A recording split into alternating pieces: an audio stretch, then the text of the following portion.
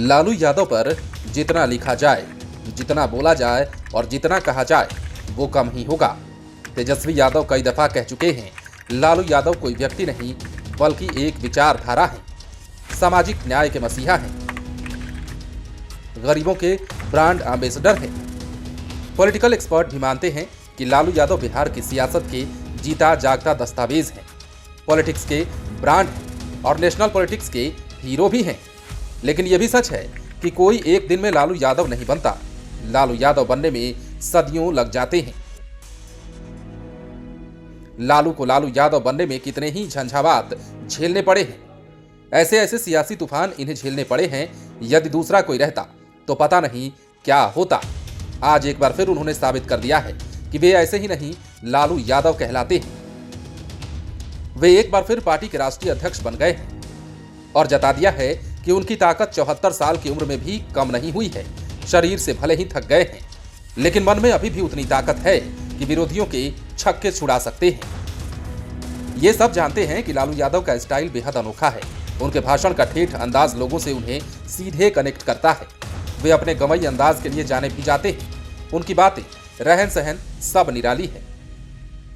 इन्हीं सब कारणों से गरीब गुरबे उन्हें अपना मसीहा मानते हैं और यही वजह है कि ढलती उम्र में भी लालू यादव बिहार की राजनीति के शिखर पर बने हुए हैं। उनकी आदतें आम लोगों जैसी ही हैं। उनकी बोली में गजब की मिठास है, तभी तो उनके अंदाज, उनके स्टाइल की लोग नकल भी करते हैं। उनकी ऐसी ऐसी आदतें हैं जो काफी सरलता के साथ सहज भी दिखती हैं। आज भी आधार वोट बैंक पर उनकी जबरदस्त पकड़ है, लेकिन यहां तक पहुंचने में और अपनी पार्टी को पहुंचाने में उन्हें कितनी ही मुसीबतें उठानी पड़ी हैं।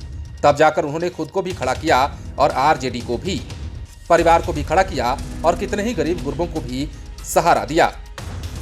लेकिन एक समय था जब कितनी मुसीबत से उन्होंने आरजेडी को बनाया था। वहीं आरजेडी तमाम झंझावातों को झेलते झेलते आज 25 साल से अधिक उम्र का हो गया और तब से पार्टी के राष्ट्रीय अध्यक्ष के पद पर लालू यादव ही काबिज हैं। हालांकि बीच में चर्चा थी कि तेजस्वी यादव को पार्टी की कमान मिलने वाली है, लेकिन लालू ने सियासी चाल को समझते हुए पार्टी की कमान एक बार फिर से अपने पास रख ली। अब थोड़ा सा फ्लैशबैक में चलते हैं तो देखते हैं कि लालू यादव ने अपने दम पर 1997 में आरजेडी को खड़ा किया था। तब स्थापना के वक्त उनके साथ रघुवंश प्रसाद सिंह, कांति सिंह समेत 17 लोकसभा सांसद और 8 राज्यसभा सांसदों की मौजूदगी थी। बड़ी तादाद में कार्यकर्ता और समर्थक उनके साथ थे। स्थापना के साथ ही उन्हें पार्टी का राष्ट्रीय अध्यक्ष चुना गया था और आज भी वो पार्टी के राष्ट्रीय अध्यक्ष ही हैं। हालांकि उम्र अधिक हो जाने के कारण पार्टी का एक हद तक दारोमदार उनके छोटे बेटे तेजस्वी यादव के कंधों पर आ गया है। तेजस्वी भी अपनी जिम्मेदारी को बखूबी निभा रहे हैं। उनकी दूरदर्शिता और रणनीति के कारण ही आज आरजेडी फिर से बिहार में नंबर 1 पर है। आरजेडी के पास सबसे अधिक विधायक है और उन्होंने अपनी कुशल रणनीति से ही नीतीश कुमार को दोबारा अपने साथ कर लिया। ये उनकी अब तक की सबसे बड़ी सियासी उपलब्धि है और ये भी लालू यादव की ही देन है कि तेजस्वी यादव आज पॉलिटिक्स में लगभग ट्रेंड हो चुके हैं। अब आरजेडी की स्थापना की वजह के पीछे चलते हैं। ये जानते हैं कि उस समय की पॉलिटिक्स सिचुएशन क्या थी। दरअसल आरजेडी की स्थापना के पीछे एक बड़ी राजनीतिक घटना भी रही है। तब आरजेडी नहीं बना था, उस समय जनता दल था। बताया जाता है कि 4 जुलाई 1997 की वो शाम थी। उस शाम पूर्व पीएम इंद्र कुमार गुजराल ने दिल्ली में अपने आवास पर नेताओं की एक बैठक बुलाई थी। इसमें लालू यादव भी शामिल हुए थे। उस समय वे बिहार की सीएम की कुर्सी पर काबिज थे तथा चारा घोटाला के शिकंजे में घिर गए थे। इसे देखते हुए बैठक में लालू यादव ने कहा था कि वो सीएम पद से इस्तीफा दे देंगे, लेकिन उन्हें जनता दल का अध्यक्ष रहने दिया जाए। लेकिन बैठक में मौजूद कोई भी नेता उनकी बात नहीं सुन रहा था। तब लालू ने बड़ा निर्णय ले लिया। उसके अगले ही दिन यानी कि 5 जुलाई को उन्होंने अपनी अलग पार्टी बनाने का फैसला किया। इस तरह उन्होंने राष्ट्रीय जनता दल के नाम से अलग पार्टी बना ली। इसके बाद लालू यादव ने एक और दांव चलते हुए 25 जुलाई को अपनी पत्नी राबड़ी देवी को सीएम बनाकर सबको चौंका दिया था। इस तरह लालू ने अपनी अलग पार्टी भी खड़ी कर ली और सत्ता भी बचा ली। इसके बाद लालू प्रसाद यादव जेल में रहते हुए भी अपनी स्ट्रेटजी से 2005 तक राबड़ी देवी को मुख्यमंत्री की कुर्सी पर बैठा कर रखने में सफल हुए। उस समय तेज प्रताप और तेजस्वी भी काफी छोटे थे। 11 जून 1948 को जन्म लेने वाले लालू पर एक किताब भी आई। वरीय पत्रकार नलिन वर्मा द्वारा लिखित किताब गोपालगंज टू रायसीना में उनके बचपन से लेकर जेल तक के सफर का बड़ा ही रोचक अंदाज में वर्णन मिलता है। उनके इस सफर का आगाज पटना यूनिवर्सिटी से हुआ था। वहीं से उन्होंने एलएलबी की पढ़ाई की और छात्र संघ अध्यक्ष पद पर रहते हुए वे जेपी आंदोलन से जुड़ गए और इस तरह महज 29 साल की उम्र में ही लालू सांसद बनकर लोकसभा पहुंच गए। इमरजेंसी के चलते कांग्रेस विरोधी लहर चली और केंद्र में मोरारजी देसाई के नेतृत्व में जनता पार्टी के गठबंधन वाली सरकार बन गई। हालांकि सरकार आपसी विवादों में उलझने के बाद गिर गई, लेकिन लालू ने अपना अगला खेमा चुना और क्षेत्रीय राजनीति पर अपना फोकस किया। तमाम झंझावातों को झेलते हुए 10 मार्च 1990 को पहली बार बिहार के मुख्यमंत्री बने।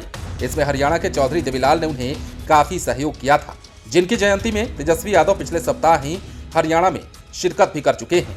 लाल कृष्ण आडवाणी की गिरफ्तारी के बाद से लालू और बीजेपी में ठन गई जो सिलसिला आज भी बरकरार है।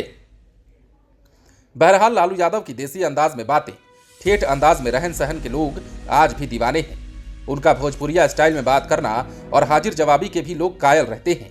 उनकी एक एक बात मीडिया की सुर्खियां बन जाती हैं।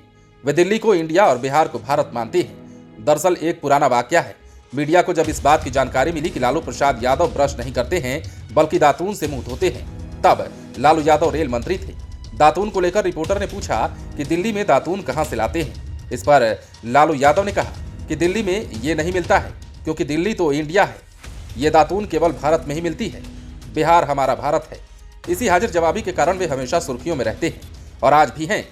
उनकी ठेठ बोली लोगों को काफी प्रिय लगती है।